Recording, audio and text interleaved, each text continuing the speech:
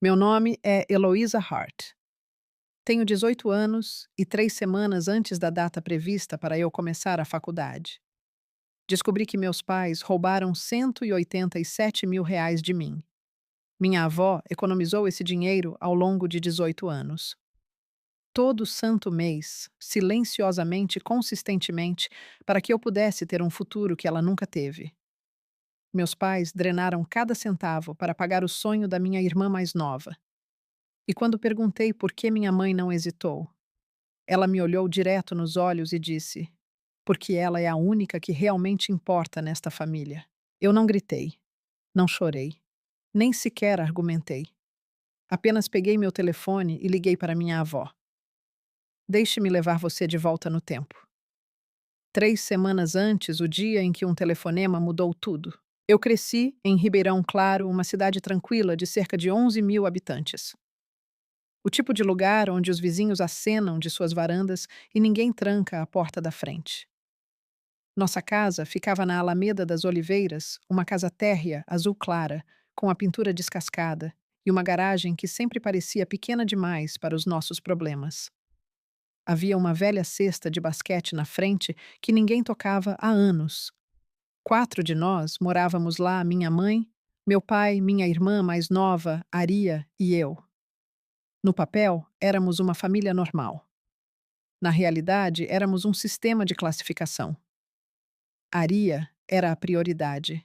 Eu era o que vinha depois. Ela desistiu do piano depois de 6 meses e eles compraram um teclado novo para ela de qualquer maneira.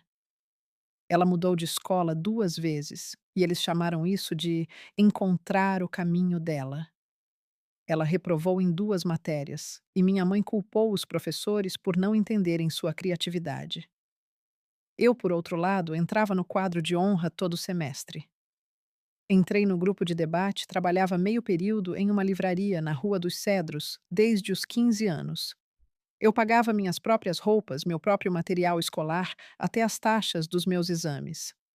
E toda vez que eu trazia algo para casa, um certificado, um boletim, um prêmio, minha mãe mal olhava e dizia: que bom, Heloísa. Nada mais. Lembro-me claramente de uma noite no segundo ano do ensino médio. Entrei em casa segurando meu boletim, notas máximas novamente. Minha mãe estava no telefone com Aria rindo de algo. Ela acenou para mim sem sequer virar a cabeça e apontou para o balcão da cozinha. Coloquei o papel ali. 3 dias depois, ele ainda estava lá, intocado, fechado, esquecido. Meu pai sentava-se à cabeceira da mesa na maioria das noites, silencioso, os olhos fixos no prato, como se as respostas para tudo estivessem enterradas ali. Ele nunca disse que eu não importava. Ele apenas nunca disse que eu importava. A única pessoa que já me fez sentir que eu era importante foi minha avó, Dona Eleonora. Quando eu tinha 10 anos, ela me sentou à mesa da cozinha, deslizou um envelope em minha direção e disse: isso é seu, querida. Estou economizando para o seu futuro. Eu acreditei nela. Nunca questionei. Nenhuma vez. O que eu não sabia era que minha mãe já tinha começado a drenar aquela conta meses antes de tudo desmoronar. Agora deixe-me falar sobre minha irmã, Aria Hart, 24 anos. Sorriso brilhante, sem esforço para ser charmosa, o tipo de pessoa de quem as pessoas gostam instantaneamente. Ela herdou isso da minha mãe. O que ela não tinha era consistência. Ela se matriculou na faculdade e durou um ano. Disse que o programa não estava alinhado com sua paixão. Minha mãe concordou. Ela tentou trabalhar em uma boutique e saiu depois de 3 meses. Tentou marketing de mídia social e se esgotou em semanas. Falava em começar um negócio, mas nunca o fazia. E toda vez minha mãe tinha uma explicação. Ela é criativa demais para sistemas rígidos. As pessoas se sentem intimidadas pelo potencial dela. Ela só precisa da oportunidade certa. E toda vez que eu tinha sucesso, minha mãe tinha uma explicação para isso também. Você apenas segue regras. A escola é fácil para garotas como você. Isso não é o mundo real, Heloísa. Então ela dizia a única coisa que sempre ficava comigo. Você não carrega o mesmo peso que a Ária carrega. E eu costumava me perguntar que peso ela queria dizer. Porque de onde eu estava, eu era a única carregando tudo sozinha. Aquele momento ficou comigo mais tempo do que eu esperava. O jantar de Natal do ano passado pareceu uma performance da qual eu não percebi que fazia parte. Eu tinha acabado de ser aceita em 3 universidades federais. Lembro-me de estar sentada à mesa esperando não por aplausos, nem por elogios, apenas por um reconhecimento. Uma única frase teria sido suficiente. O jantar continuou, pratos foram passados, conversas se sobrepuseram, risadas encheram a sala. Então minha mãe se levantou. Ela ergueu a taça sorrindo, como se estivesse prestes a compartilhar algo importante. Quero que todos saibam que a área vai fazer algo incrível, disse ela. Eu acredito nisso de todo o coração. A mesa se iluminou. O tio Marcos aplaudiu primeiro. A tia Denise seguiu. Minha prima Leia sorriu e se juntou. Todos comemoraram. Ninguém mencionou a mim, nem minhas aprovações, nem os anos que passei trabalhando para elas, nem uma única palavra. Meu pai sentou-se na extremidade da mesa, segurando o garfo, olhando para baixo, como se estivesse tentando desaparecer em seu prato. Depois do jantar, meu telefone tocou. Dona Eleonora. Ela não estava lá naquela noite. O joelho dela a incomodava o inverno todo, mas de alguma forma ela sabia que algo não estava certo. Sua voz era calma, cuidadosa. Heloísa, preciso que você guarde tudo o que eu já lhe enviei. Cada envelope, cada documento. Você me entende? Eu não entendi.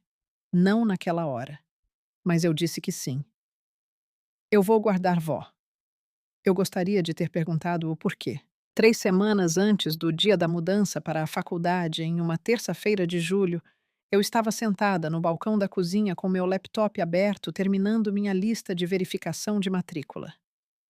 Depósito de moradia pago com minhas economias da livraria. Plano de refeições selecionado. Mensalidades prontas para serem transferidas do meu fundo de faculdade. Tudo estava alinhado. Tudo fazia sentido. Peguei meu telefone e liguei para o banco para confirmar os detalhes da transferência eletrônica. Simples. Rotina. Uma ligação que eu havia imaginado em minha cabeça por meses. A mulher na linha pediu minhas informações. CPF. Data de nascimento. Verificação de conta. Dei tudo a ela. Então, silêncio. Não o tipo normal. Não o tipo em que alguém está verificando algo rapidamente. O tipo em que você sente alguém escolhendo as palavras. Senhorita Hart. Ela finalmente disse. Estou vendo um saldo atual nesta conta de R$ 214,36. Eu ri. Eu realmente ri. Porque tinha que ser um erro. Sinto muito. Você poderia verificar novamente. A conta deveria ter cerca de R$ 187 mil. Mais silêncio. Digitação ao fundo. Senhora, estou olhando o histórico de transações. Houve várias retiradas nos últimos 8 meses, valores variando de R$ 9 mil a R$ 15 mil por transação. Apertei o telefone com força. As retiradas foram autorizadas pelo custodiante da conta, o Sr. Daniel Hart. Meu pai. Eu não disse nada. A cozinha estava tão silenciosa que eu podia ouvir a geladeira zumbindo atrás de mim. Pela janela, vi o carro novo da Aria parado na garagem, o que ela ganhou no mês passado, aquele que minha mãe disse que foi um ótimo negócio de um amigo. Minhas mãos não estavam tremendo. Elas deveriam estar. Mas tudo dentro de mim simplesmente parou. R$ 214 de R$ 187 mil. 8 meses. Eles estavam tirando há 8 meses. Coloquei o telefone no balcão, lentamente levantei-me e caminhei até a sala de estar. Minha mãe estava lá, recostada confortavelmente assistindo a um programa de reforma de casas. Um copo de chá gelado estava ao lado dela, com a condensação escorrendo pela lateral. Ela parecia completamente à vontade. Mãe, eu disse, onde está meu fundo de faculdade? Ela não estremeceu. Nem pareceu surpresa. Ela colocou a TV no mudo e virou-se para mim como se eu tivesse perguntado algo comum. Nós o usamos para a casa da sua irmã, disse ela. Ela precisava mais do que você. Algo dentro de mim mudou. Não fisicamente, mas como se algo estrutural tivesse acabado de rachar. Aquele era o meu dinheiro, eu disse calmamente. A dona Eleonora economizou aquilo para mim. Minha mãe sorriu. Não calorosamente, não gentilmente. O tipo de sorriso que se dá a alguém que ainda não entende como o mundo funciona. Sua avó pode economizar o que quiser, disse ela. Eu sou sua mãe. Eu decido o que é melhor para esta família. Ela se levantou e chegou mais perto.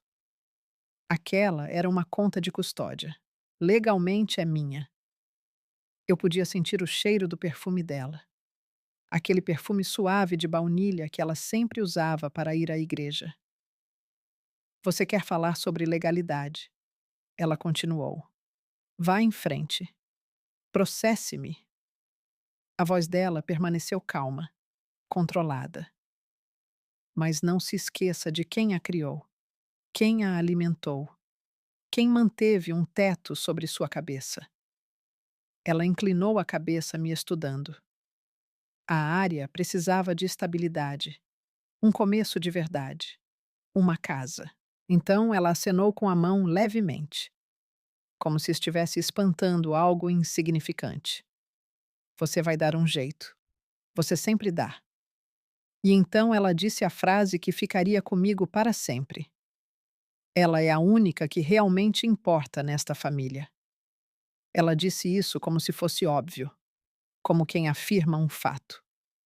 Então ela se virou, tirou a TV do mudo e sentou-se. Eu ainda estava parada ali, mas algo dentro de mim já havia ido embora. Voltei para o meu quarto. Fechei a porta e sentei na beira da minha cama. Minhas mãos estavam firmes, minha respiração estava regular. Mas dentro da minha cabeça tudo já tinha começado a mudar. Números enchiam minha mente, frios e precisos. Como se tudo de repente tivesse se transformado em um cálculo do qual eu não pudesse escapar. 5.000 reais vencendo em 10 dias. Se eu perder o prazo, perco minha vaga. Perca a vaga e a bolsa de estudos ligada à minha matrícula desaparece com ela. 4 anos de notas perfeitas. Troféus de debate. Cartas de recomendação. Noites estudando sozinha na biblioteca porque não podia pagar um tutor.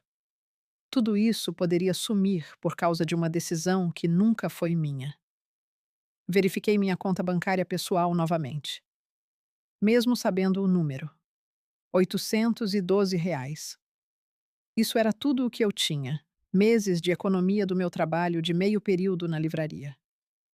Não cobriria nem o depósito, muito menos um semestre. Comecei a analisar as opções. Empréstimos estudantis. Eu precisaria de um fiador. Meu pai nunca concordaria com nada que minha mãe não aprovasse. Apelo de auxílio financeiro de emergência possível, mas lento. Lento demais. Eu poderia implorar. Poderia voltar para aquela sala. Ficar na frente dela e pedir meu próprio futuro de volta. Mas eu já sabia como isso terminaria. Ela me olharia da mesma forma que sempre olhava e diria a mesma coisa. Dê um jeito, Heloísa. Você sempre dá. Essa era a verdade, não era? Eles tiraram tudo porque sabiam que eu não quebraria. Eles confiaram na minha força como desculpa para tirar mais de mim. Se eu ficasse quieta, se eu engolisse isso como engoli tudo o mais na minha vida inteira, eu perderia mais do que dinheiro. Eu perderia minha saída. Olhei para o meu telefone. Meus contatos iluminavam a tela. No topo da minha lista de favoritos estava um nome Dona Eleonora. Fiquei olhando para ele por um longo tempo, porque eu sabia que uma vez que fizesse aquela ligação, nada voltaria a ser como era antes. Em vez disso, levantei-me e fui até a garagem. Meu pai estava lá debruçado sobre sua bancada. Fios, ferramentas, fita isolante espalhados por toda parte. O rádio tocava suavemente ao fundo. Ele não olhou para cima quando entrei. Pai. Os ombros dele ficaram tensos. Ele sabia. Você assinou os formulários de retirada. Ele pousou o alicate de corte lentamente e ficou olhando para a parede. O silêncio que se seguiu me respondeu antes mesmo de ele falar. Então ele assentiu.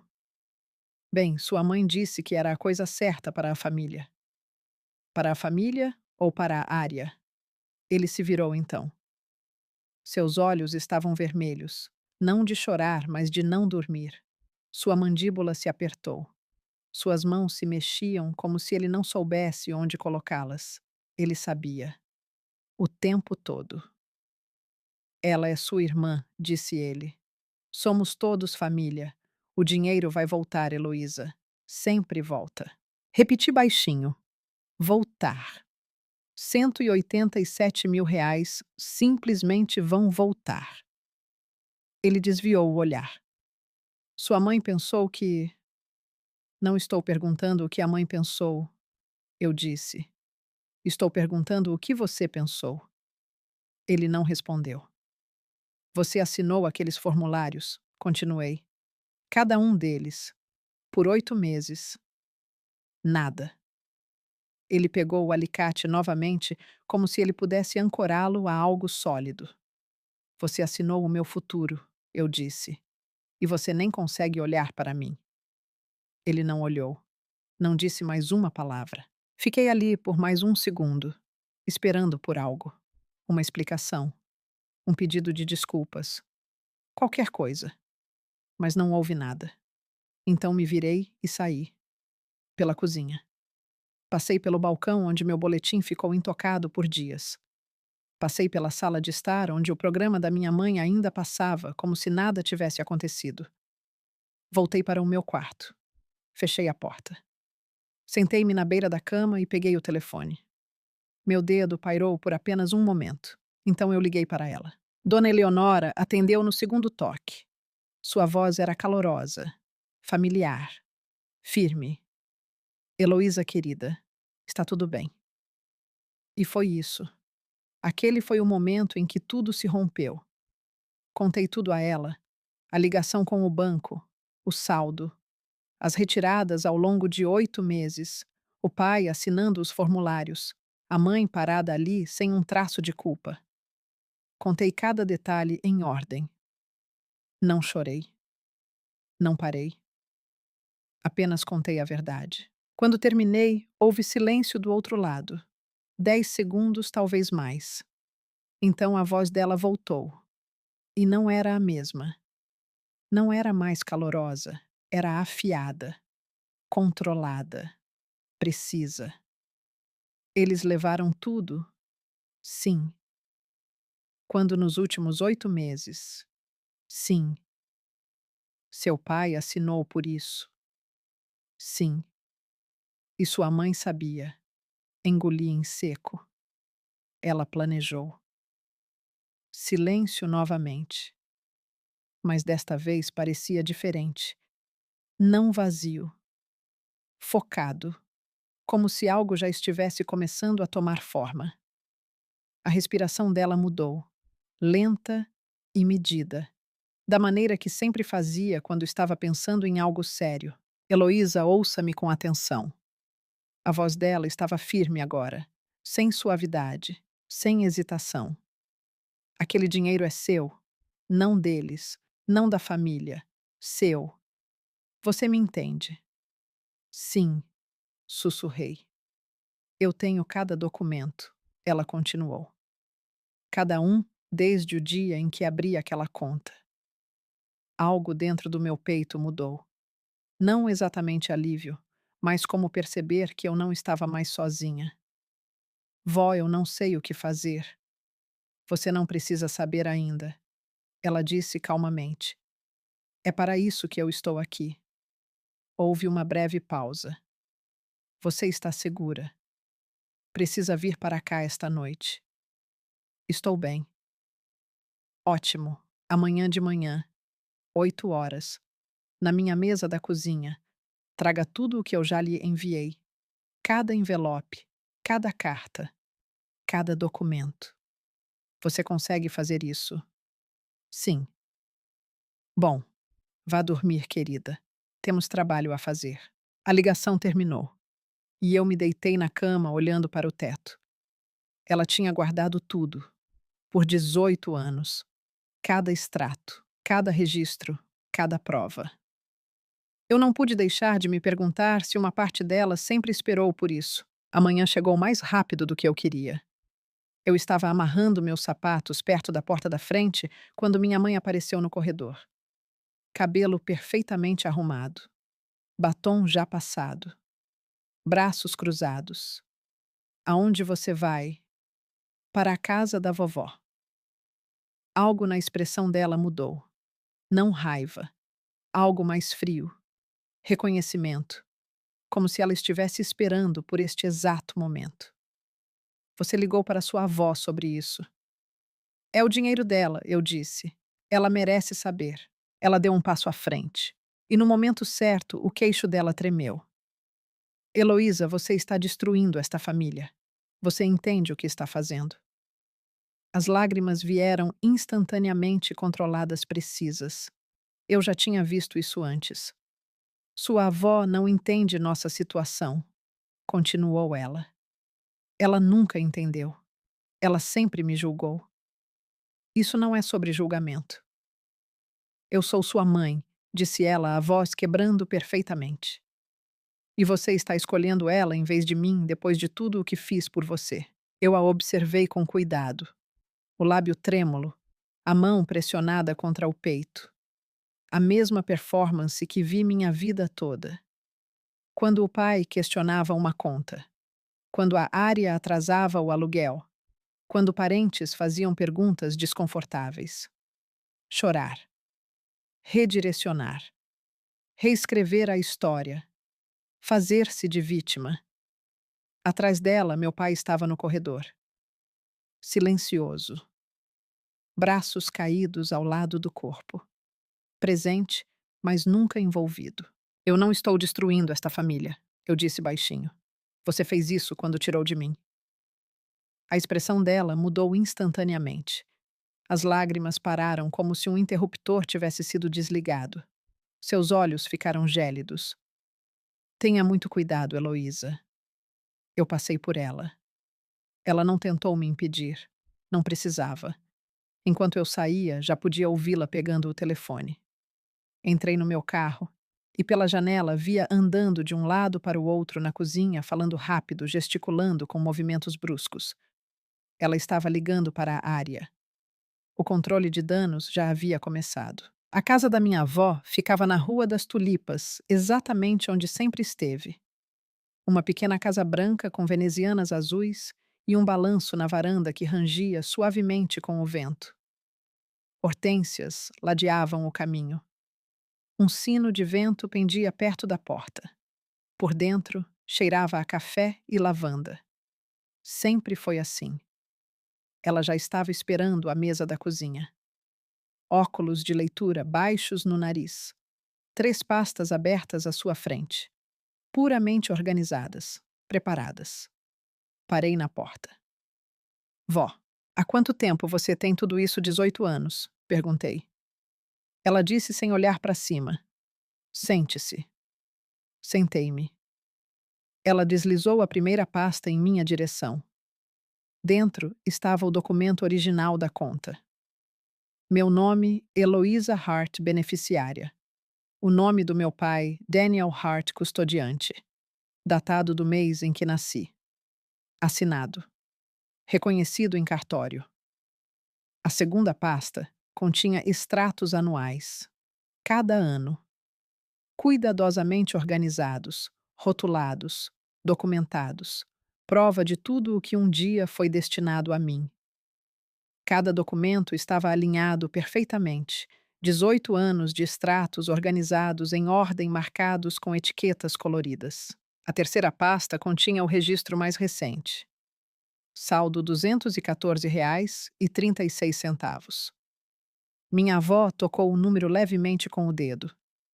Eu solicitava estes ao banco todo mês de janeiro, disse ela. Todo santo ano. Ela me olhou por cima dos óculos. Eu amo sua mãe, mas nunca confiei nela com dinheiro. Minha garganta apertou. Você sabia que isso poderia acontecer? Eu esperava que não, ela respondeu, fechando a pasta gentilmente.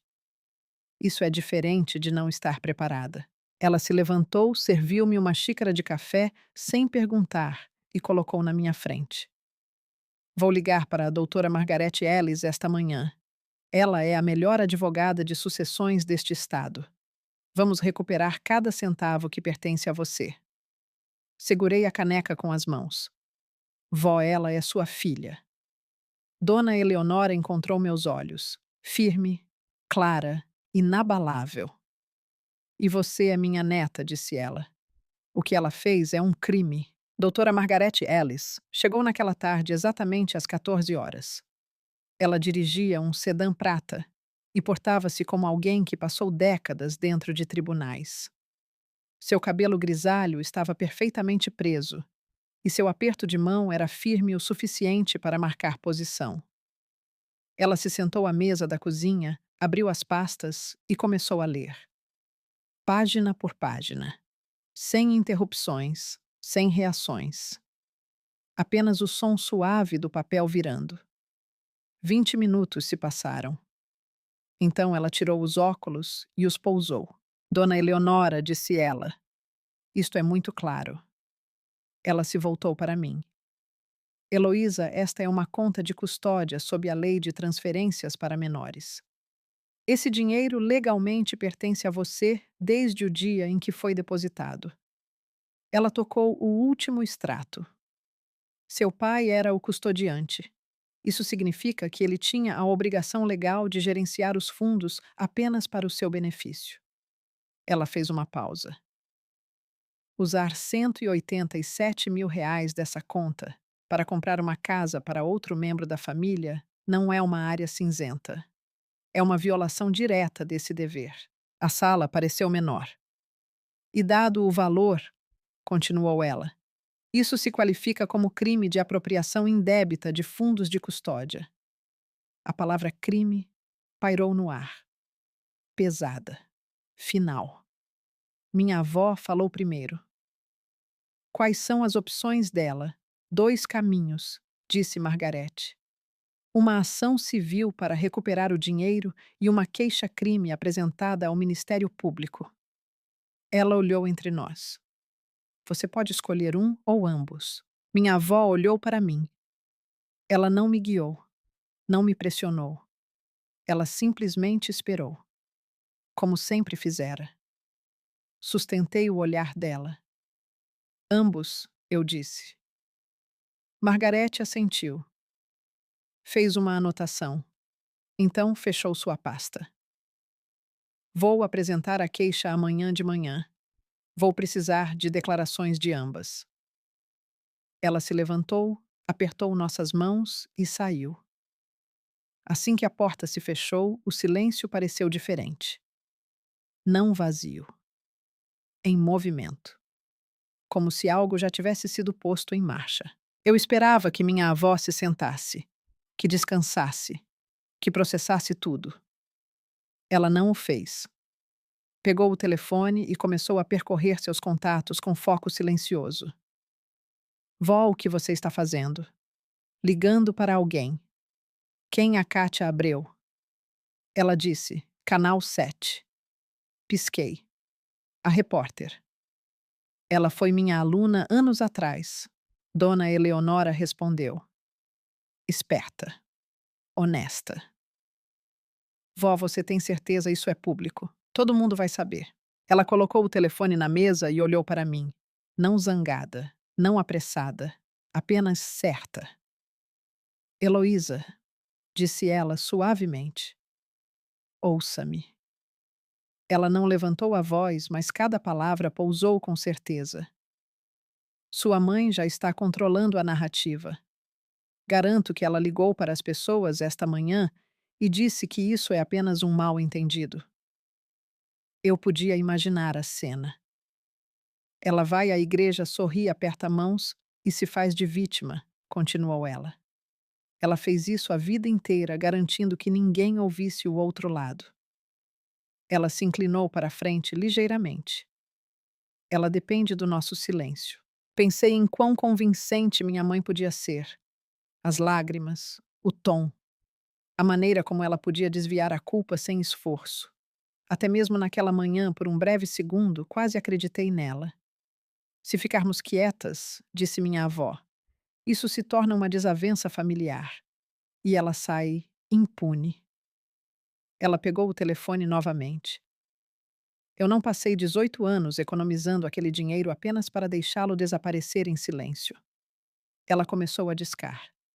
Eu me sentei ali e percebi algo importante, ela não estava apenas reagindo. Ela tinha um plano, e eu não tinha ideia de quão longe ela estava disposta a ir. Ao anoitecer, minha mãe já estava agindo. Meu telefone vibrou sem parar entre as 18 horas e as 21 horas. 11 chamadas perdidas. Mensagens que não abri. Ela ligou para minha avó também. Sem resposta. Então vieram os textos. Isso é um assunto de família. Você está destruindo tudo. A área vai pagar de volta. Apenas nos dê tempo. Tempo. Foi exatamente o que ela usou para tirar o dinheiro em primeiro lugar. 8 meses. Silenciosa, cuidadosa, intencional. Às 20h30, meu telefone tocou novamente. Área. Atendi. Heloísa, a mãe disse que você foi para a casa da avó. Ela está pirando. Mandou eu ir aí e consertar isso. Você sabia de onde veio o dinheiro para a sua casa? Perguntei. Silêncio. Então, lentamente, a mãe disse que era um empréstimo, uma linha de crédito sobre a casa. Não houve empréstimo, eu disse. Ela mentiu para você também. Mais silêncio. Eu podia ouvir a respiração dela. Heloísa, apenas me deixe falar com a vovó. Eu posso consertar isso. Você não pode consertar isso. Eu disse calmamente. Já está quebrado. Encerrei a ligação, pousei o telefone e não o peguei mais. Na manhã seguinte, descobri o que minha mãe tinha feito às 21h47 da noite anterior. Ela havia postado no grupo comunitário de Ribeirão Claro, no Facebook: por favor, orem por nossa família. Minha mãe está tentando nos separar por causa de um mal-entendido sobre finanças. Sempre coloquei minhas filhas em primeiro lugar. Peço suas orações durante este tempo difícil. À meia-noite, já havia dezenas de reações. Corações mãos em prece mensagens de apoio. Fique firme. Estamos orando por você. Família vem em primeiro lugar. Ela já estava reescrevendo tudo. Era o que ela fazia. E não ia parar a menos que alguém contasse a verdade mais alto.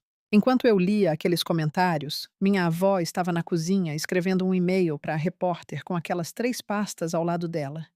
Eu ainda não sabia disso. Apenas fiquei no meu quarto olhando para o telefone. 62 pessoas enviando apoio à minha mãe. Por um momento me questionei.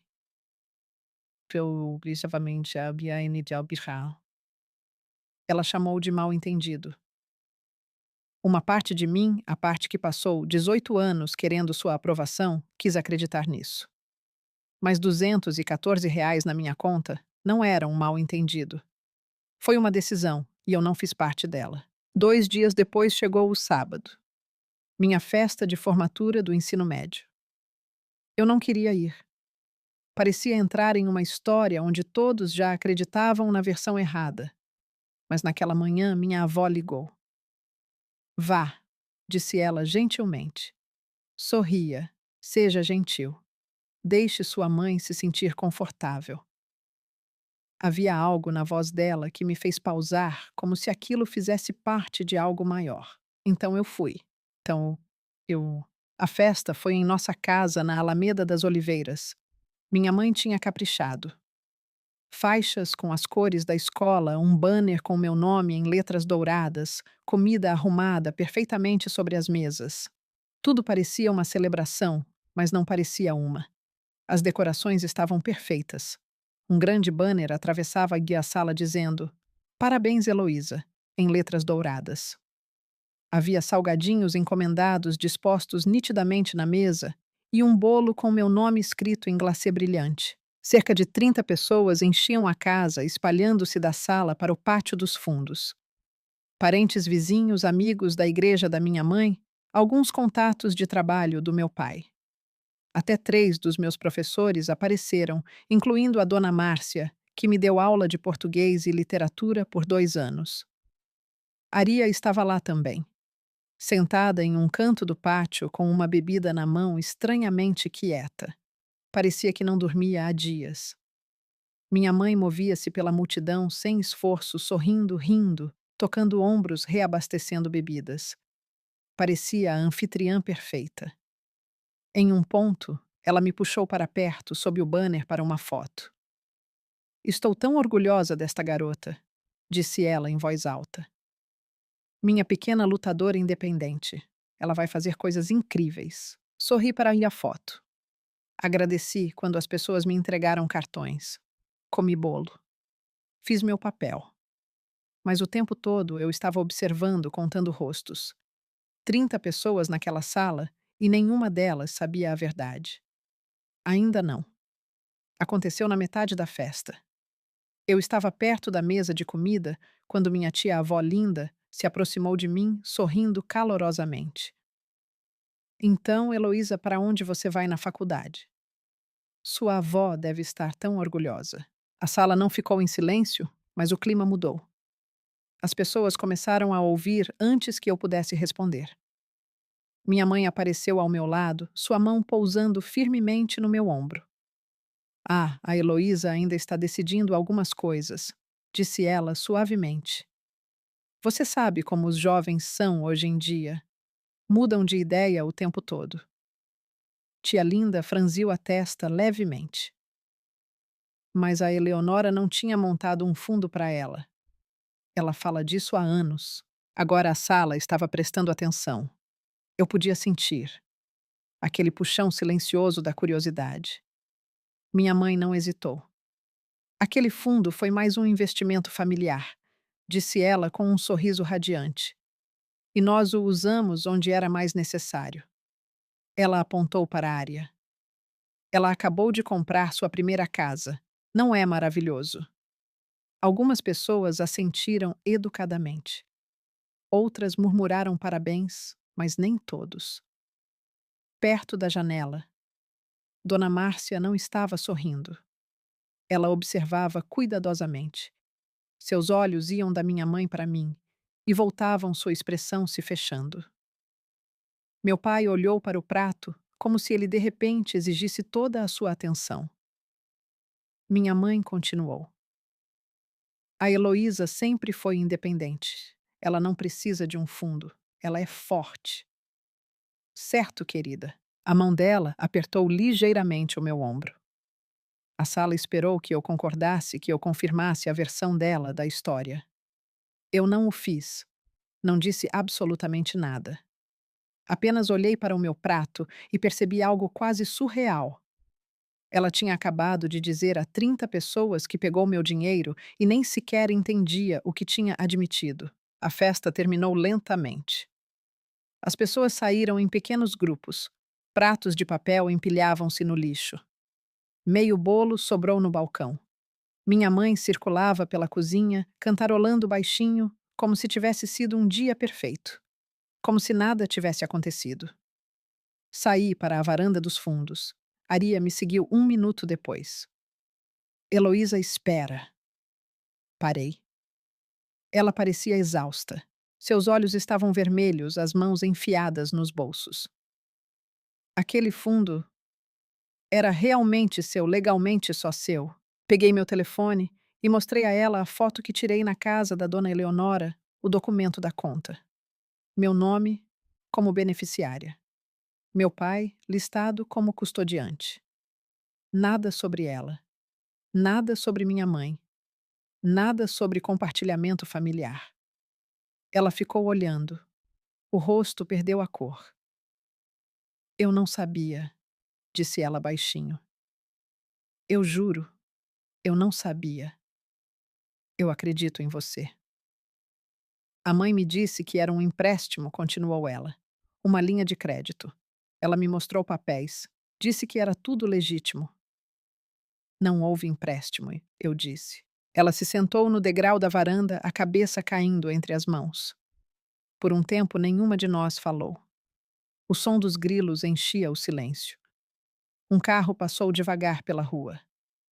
O que você quer que eu faça? Ela finalmente perguntou. Sentei-me ao lado dela, deixando um pequeno espaço entre nós. Não quero nada de você, eu disse. Só quero o que é meu. Ela assentiu lentamente, como se o peso da situação estivesse finalmente se assentando. Ela mentiu para mim também, sussurrou ela. Ela me olhou nos olhos e mentiu. É, eu disse suavemente. Ela mentiu. Sentamos ali na luz que desaparecia. Pela primeira vez em nossas vidas, estávamos vendo a mesma verdade. Mas eu sabia que isso não significava que terminaríamos do mesmo lado. A manhã de segunda-feira chegou silenciosa até que deixou de ser. Ouvi o som do meu quarto, não palavras. Um grito, agudo, cru, furioso. Saí para o corredor bem no momento em que minha mãe estava lá parada, segurando um envelope do escritório de advocacia da Margaret Ellis. O som dos passos dela veio rápido e forte pelo corredor. 30 segundos depois, ela estava esmurrando minha porta. Você está falando sério? Está apresentando queixas contra seus próprios pais. Eu abri a porta. Ela estava lá, com a carta, a mão tremendo o suficiente para parecer real. Uma notificação formal de restituição. Um aviso de queixa-crime apresentada ao Ministério Público. Você perdeu o juízo, Heloísa. Você tirou 187 mil reais de mim. Eu disse. De uma conta de custódia. Isso é um crime. Isso é a nossa família, ela rebateu. Isso não é algo que se arrasta para um tribunal. Não levantei a voz. Não precisava. A verdade não exigia volume. Você teve 8 meses para me contar, eu disse. Você escolheu não fazer. É isso que acontece agora. E num piscar de olhos, ela mudou. As lágrimas vieram instantaneamente. Seu aperto se intensificou ao redor da carta, enquanto ela a pressionava contra o peito.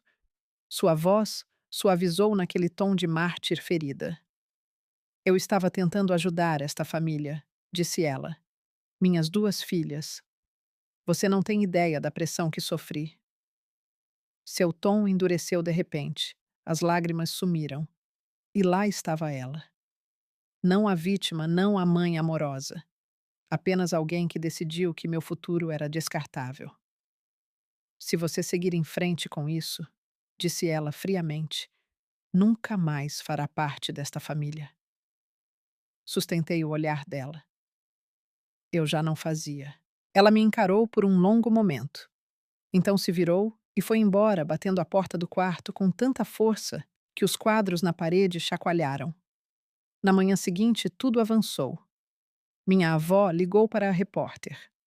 E nada mais ficou privado depois disso. Kátia Abreu chegou na quarta-feira de manhã. Uma van de jornalismo estacionou do lado de fora da pequena casa branca na Rua das Tulipas. Um cinegrafista montando o equipamento. Um produtor checando as notas. Kátia entrou com confiança calma, apertou a mão da minha avó e sorriu. Dona Eleonora faz muito tempo. Você nunca foi muito boa em gramática, respondeu minha avó de forma imparcial. Mas sempre soube ouvir bem. Kátia sorriu. É o que importa hoje. Sentaram-se à mesa da cozinha. As pastas azuis já estavam abertas. A câmera começou a gravar. Minha avó contou a história do jeito que contava tudo, clara, direta, sem emoção, mas cheia de verdade. 18 anos de economia. R$ 500 a R$ 800 todos os meses. Um total de 187 mil reais reservados para a neta. Tudo colocado em uma conta de custódia em meu nome. Ela deslizou os documentos pela mesa, a papelada de abertura, os extratos anuais, o saldo final de R$ 214. Minha filha e o marido dela retiraram cada real, disse ela calmamente, olhando direto para a câmera. Eles usaram para comprar uma casa para minha outra neta. A Heloísa não recebeu nada. Kátia fez uma pausa. E a senhora está apresentando queixas criminais contra sua própria filha. Minha avó cruzou as mãos. A voz não vacilou. Eu amo minha filha. Sempre amarei. Mas amo mais a justiça. Ela olhou diretamente para o Miguelente. Aquele dinheiro nunca foi meu para dar depois que o depositei. E nunca foi dela para tirar. Pertencia a Heloísa desde o primeiro depósito. A sala ficou em silêncio. Até a câmera parecia imóvel. 74 anos de idade, uma professora aposentada e mais forte do que qualquer pessoa que eu já conheci. Kátia agradeceu e guardou as coisas. Vai ao ar na quinta-feira à noite, disse ela. 48 horas. Em 48 horas todo mundo saberia. Quinta-feira às 18 horas. Sentamos na sala. Minha avó em sua poltrona, eu no sofá. Nenhuma de nós falou. O segmento durou 4 minutos. Imagens da nossa cidade encheram a tela, o fórum, o banco na Praça Central, a escola. Então, o rosto da minha avó apareceu. Sua voz firme e clara, levando a verdade para cada casa de Ribeirão Claro. Uma avó acusando a própria filha de roubar o fundo de faculdade de R$ 187 mil da neta. E assim, a história não era mais apenas nossa. A reação espalhou-se mais rápido do que eu esperava. Às 20 horas daquela noite, a página da comunidade local estava transbordando. Comentários, compartilhamentos, pessoas marcando umas às outras. Conversas espalhando-se em todas as direções. Eu estava no sofá da minha avó percorrendo tudo aquilo. Minha antiga professora, Dona Márcia, postou primeiro. Dei aula para a Heloísa Hart por 4 anos. Ela mereceu cada nota, cada prêmio, cada oportunidade. Ela merece coisa melhor do que isso. Em minutos, dezenas de pessoas concordaram. Pais começaram a fazer perguntas. Eu tenho uma conta assim para o meu filho. Isso pode realmente acontecer. Vou falar com o meu banco amanhã. Isso é sequer legal. A maioria dos comentários me apoiava. Alguns hesitavam. Sempre há dois lados. Assuntos de família deveriam ser privados. Mas então Kátia Abreu compartilhou uma explicação jurídica sobre contas de custódia. Depois disso, até as vozes cautelosas silenciaram. Minha mãe estava assistindo a tudo. Eu sabia porque Aria me mandou mensagem. A mãe viu a notícia. Ela tentou ligar para a emissora. Eles se recusaram a tirar do ar. Uma segunda mensagem veio em seguida. Eu vi também. Sinto muito, Heloísa. Eu vou consertar isso. Fiquei olhando para a tela por um longo momento. Na manhã seguinte, a história tinha se espalhado para além da nossa cidade. Uma rede de notícias regional a pegou. Ribeirão Claro nunca tinha visto nada parecido, e só estava aumentando. Ao meio-dia daquela sexta-feira, minha mãe respondeu. Um longo post apareceu em sua página pessoal, cuidadosamente escrito, cuidadosamente formulado. A história que vocês viram conta apenas um lado. Sou uma mãe dedicada que sacrificou tudo pelas filhas. Os fundos foram usados para o futuro da nossa família. Minha mãe e eu temos divergências há anos e estou de coração partido por ela ter escolhido torná-las públicas. Peço compaixão e privacidade durante este tempo difícil. No começo, as pessoas reagiram apoio e simpatia de rostos familiares. Mas então os comentários começaram. A conta da Heloísa era dela. Essa é a lei. Conheço a Eleonora há décadas. Ela não mente. Se foi uma decisão familiar, por que a Heloísa não sabia? O tom mudou, devagar no início depois de uma vez. O apoio começou a desaparecer. Pessoas que antes a defendiam pararam de responder. Alguns apagaram seus comentários. Outros ficaram em silêncio. No sábado, ela foi removida do grupo das mulheres da paróquia. A líder do grupo ligou e sugeriu que ela se afastasse por um tempo. Os vizinhos pararam de cumprimentá-la. Não foi algo barulhento. Foi mais silencioso que isso, mas era inconfundível. Então uma mensagem apareceu na minha caixa de entrada. Um nome que eu não reconheci de imediato, Sandra Miller. Sinto muito pelo que você está passando, escreveu ela. Só quero que você saiba que sua mãe me pediu R$ 3.000 emprestados no ano passado e nunca pagou. Quando vi a notícia, não fiquei surpresa. Apenas triste. Li aquilo 2 vezes. R$ 3.000. Outra pessoa. Outra mentira. A versão da história da minha mãe não estava desmoronando porque as pessoas a atacavam. Estava desmoronando porque a verdade não precisava de ajuda, apenas de espaço. Na quarta-feira seguinte, meu telefone tocou. Margarete Ellis. Tenho uma atualização, disse ela. Saí para a varanda da minha avó. O ar estava morno e o sino de vento girava lentamente acima de mim. O Ministério Público abriu uma investigação formal, continuou ela. Eles solicitaram todos os registros bancários, cada retirada, cada assinatura. O que isso significa? Significa que estão montando o caso. Com base no valor e na documentação, eu ficaria muito surpresa se as acusações não fossem apresentadas. Meu peito apertou. Que tipo de acusações? Apropriação indébita e furto qualificado, respondeu ela. Dado o valor envolvido, ambos os seus pais podem enfrentar consequências sérias, no mínimo liberdade vigiada, no máximo tempo de prisão. Fechei os olhos. O sino de vento fez um som oco e suave. Existe alguma forma de parar isso? Perguntei. Se eles devolverem o dinheiro, a restituição pode ajudar na sentença, disse ela com cautela.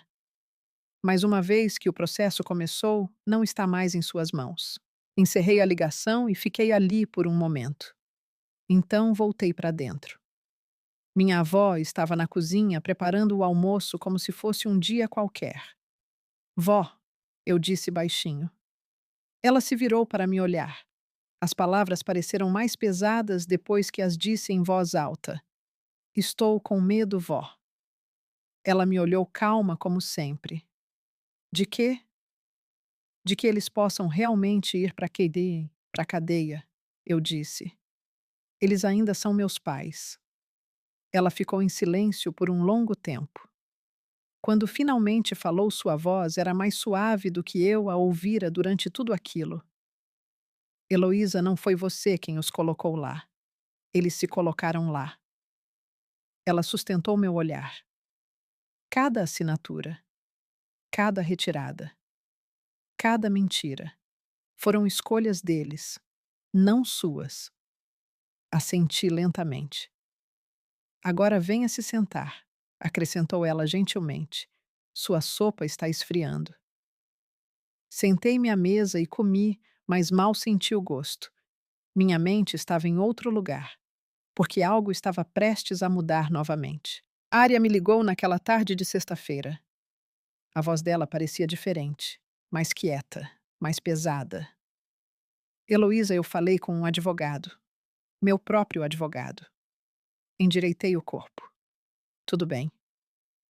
Vou devolver a casa. Eu congelei. Aria, a casa está no seu nome. Eu sei, disse ela. E foi comprada com o seu dinheiro. Eu não posso ficar lá. Houve uma pausa. Não tenho dormido, admitiu ela. Toda noite fico deitada pensando que esta casa existe porque você nem sabia o que estava acontecendo.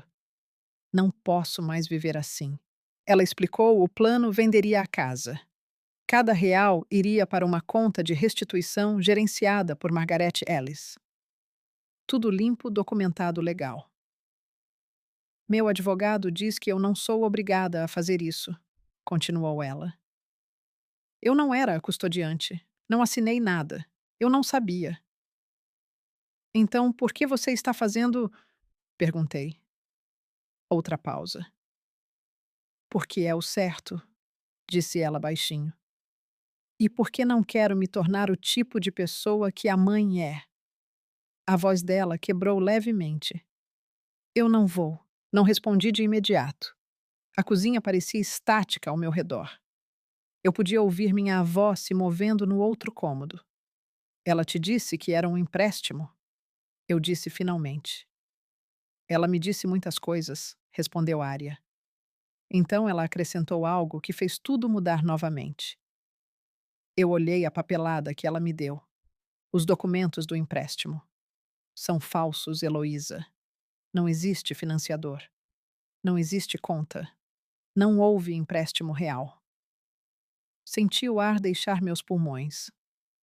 Ela inventou tudo, disse Arya. Ela forjou cada papel. Por um momento não consegui falar. Minha mãe não tinha apenas pegue o dinheiro. Ela tinha construído toda uma mentira para cobrir isso. Obrigada, eu disse baixinho. Não me agradeça, respondeu Arya. Eu deveria ter feito perguntas há muito tempo. A ligação terminou. Fiquei ali por muito tempo olhando para o nada. Esta família estava quebrada, mas talvez não inteiramente. 2 semanas depois, tudo se tornou oficial. O Ministério Público apresentou as acusações. Daniel Hart e minha mãe foram ambos acusados de furto qualificado de fundos de custódia. O valor era claro, R$ 187 mil. A acusação era clara, eles haviam pegue dinheiro mantido em confiança para mim e o usado para outra pessoa. Kátia Abreu noticiou na quinta-feira à noite. Um casal local enfrenta acusações criminais após drenar o fundo de faculdade da filha. Minha mãe contratou um advogado de defesa. A estratégia foi previsível. Argumentaram que era um mal-entendido, que meu pai acreditava que tinha o direito como custodiante, que o dinheiro foi usado para a família como um todo.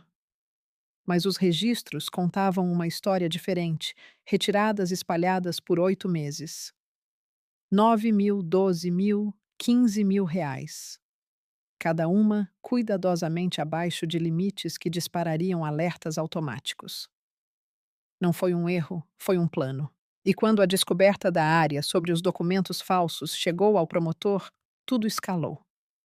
A falsificação tornou tudo pior. Algo intencional.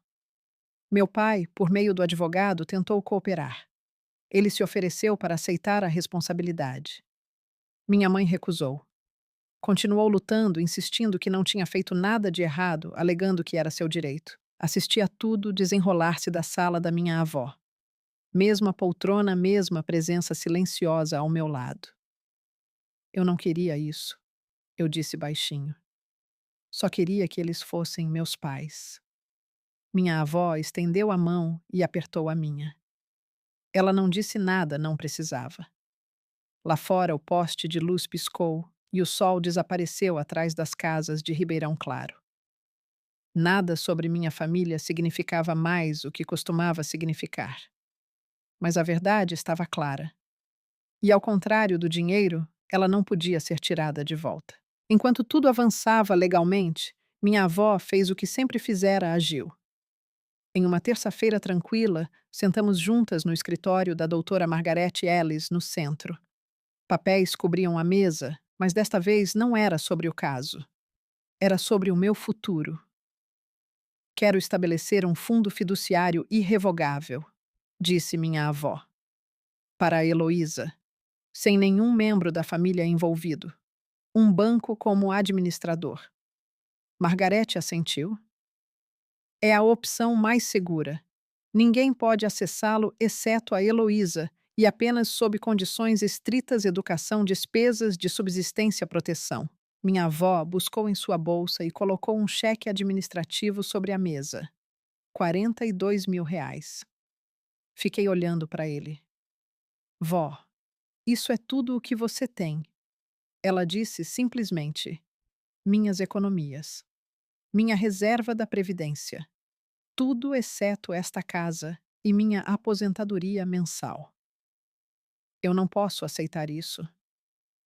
Você não está aceitando, disse ela. Eu estou dando. Da mesma forma que dei o primeiro real todos aqueles anos atrás. A mão dela repousou sobre a minha. Não são 187 mil, disse ela suavemente. Mas é o suficiente para começar de novo. Foi então que eu desabei. Pela primeira vez desde que tudo isso começou, eu chorei. Não silenciosamente, não de forma controlada. Chorei como não me permitia há anos.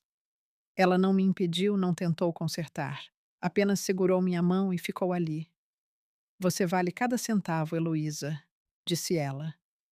Você sempre valeu. Ao final daquele dia, o fundo estava estabelecido. R$ 42.000. Seguro, protegido, intocável. Minha avó tinha 74 anos e acabara de me dar tudo o que lhe restava. Pela primeira vez em muito tempo, comecei a acreditar que eu valia a pena. As consequências não vieram todas de uma vez. Elas cresceram lentamente, silenciosamente. E então, tudo mudou. Minha mãe perdeu o emprego na floricultura. O dono disse diretamente que não poderia manter alguém enfrentando acusações criminais representando o negócio. Minha mãe disse ao meu pai que era porque o movimento estava fraco. Ele não discutiu, mas ele sabia. O trabalho do meu pai começou a minguar também. Ele era eletricista há 20 anos, mas em uma cidade pequena, a reputação importava mais do que a habilidade. Os clientes pararam de ligar. Os contratos desapareciam sem explicação. Ninguém o confrontava, apenas seguiam em frente. Minha mãe foi removida do grupo da igreja. Não convidada a se afastar removida. O pároco ligou. Ela não foi. Os vizinhos mudaram não dramaticamente, mas o suficiente. As pessoas pararam de acenar. Os convites pararam de chegar. O silêncio ao redor deles cresceu. Aria vendeu a casa. 6 semanas depois, o negócio foi fechado. Após as taxas, R$ 178.000 foram direto para a conta de restituição. Cada centavo contabilizado. Ela se mudou para um pequeno apartamento do outro lado da cidade e pegou trabalhos extras. Nunca reclamou. Ainda nos falávamos mensagens curtas, conversas cuidadosas. Como estão as aulas? Ela perguntava. Boas, eu respondia. E você? Estamos nos virando, disse ela uma vez. Aquilo pareceu honesto. Não éramos as mesmas, mas não estávamos completamente perdidas também. A cidade não esqueceu o que aconteceu, mas também não atacou. As pessoas apenas se ajustaram. Mudaram a forma como viam minha mãe. E para alguém que construiu a vida sobre aparências, isso foi sua própria punição. Eu nunca pedi ajuda a ninguém. Nunca tinha pedido. Isso era parte do problema. Mas a ajuda veio assim mesmo, 3 dias após a reportagem ir ao ar. Dona Márcia começou algo que eu nunca esperava, uma vaquinha online. Ajude Heloísa Hart a ir para a faculdade. A arrecadação espalhou-se mais rápido do que qualquer um esperava. A meta era R$ 20.000. Atingiu o valor em 16 horas. Ao final de 3 dias, passou de R$ 67.000. Pequenas doações, R$ 50. Algumas maiores de pessoas que eu nunca conheci. Mensagens vinham com elas. Eu também fui a filha ignorada. Vá construir seu futuro. Você merece isso. Li cada uma delas, e pela primeira vez não me senti invisível.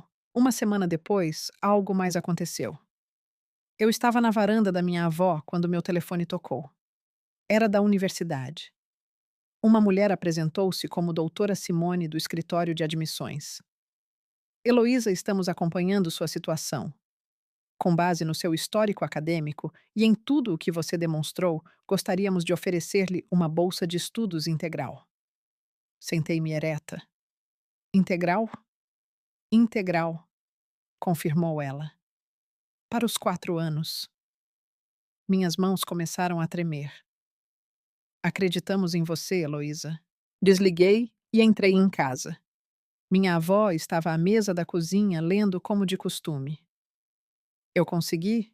Eu disse. Ela olhou para cima. Bolsa integral. Por um momento ela não reagiu. Então o queixo dela tremeu. Então seus olhos se encheram de lágrimas. Aquela era a mesma mulher que enfrentou advogados, câmeras e a própria filha sem fraquejar. E agora ela estava chorando. Eu sabia que você conseguiria, sussurrou ela. Eu sempre soube.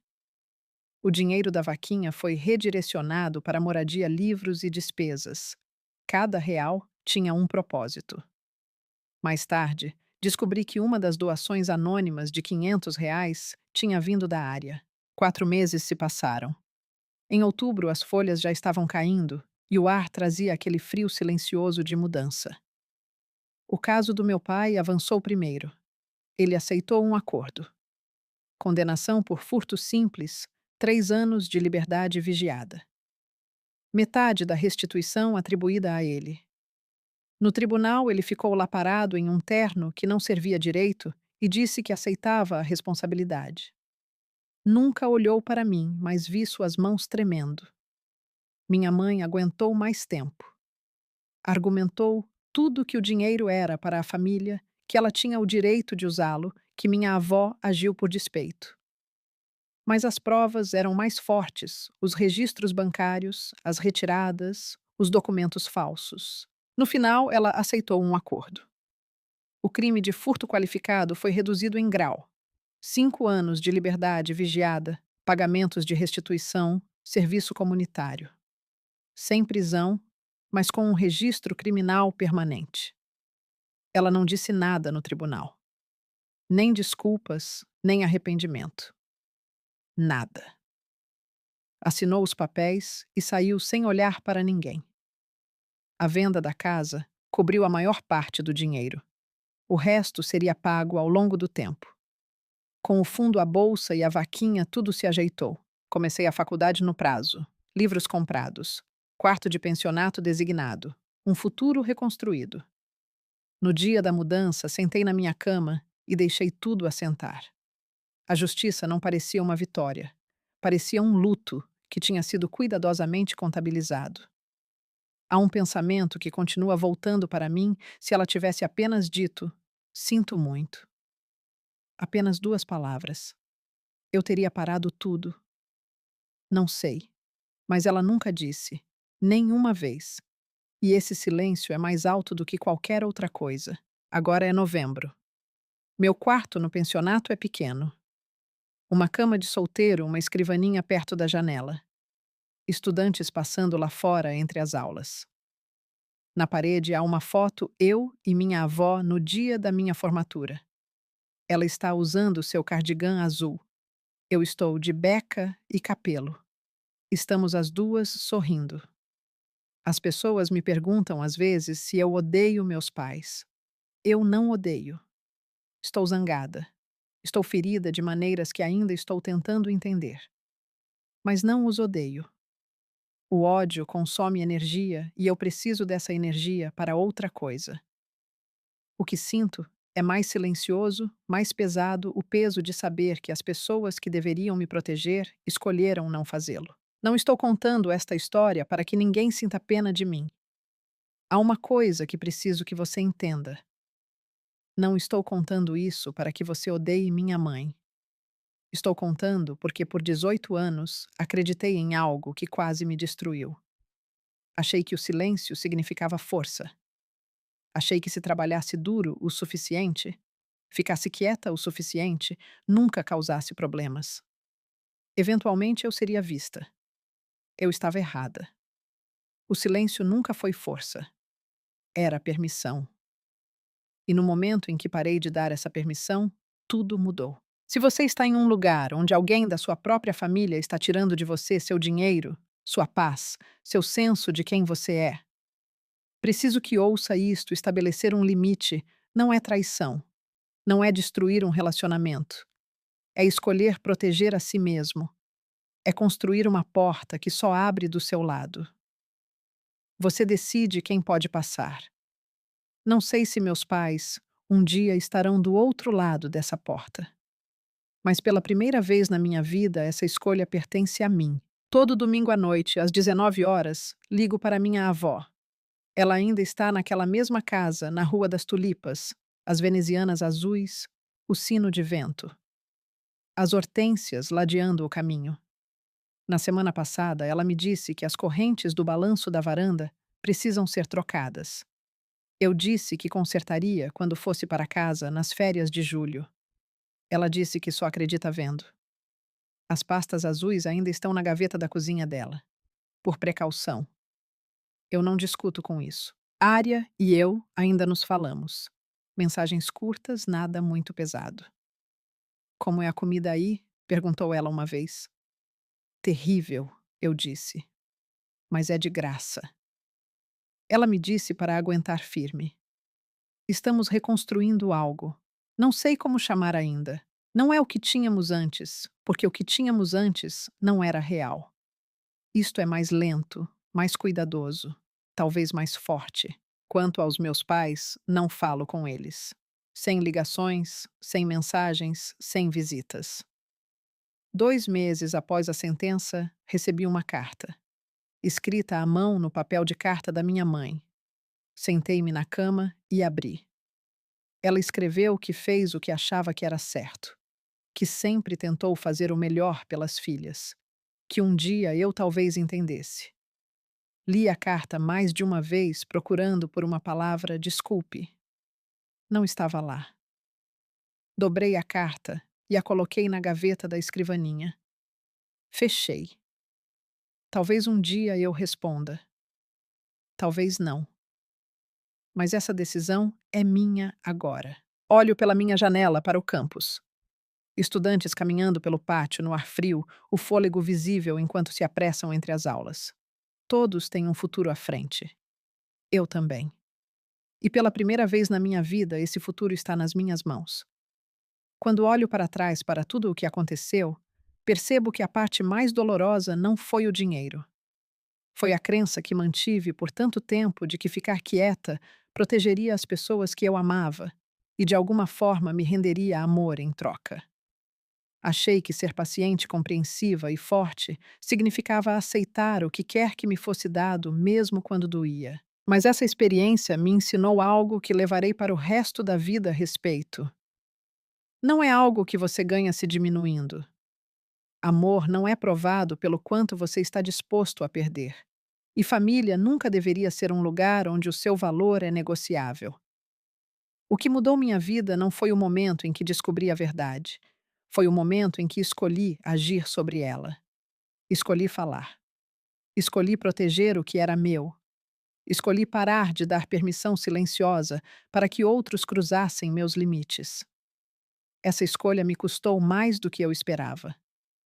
Perdi a versão da minha família que achei que tinha.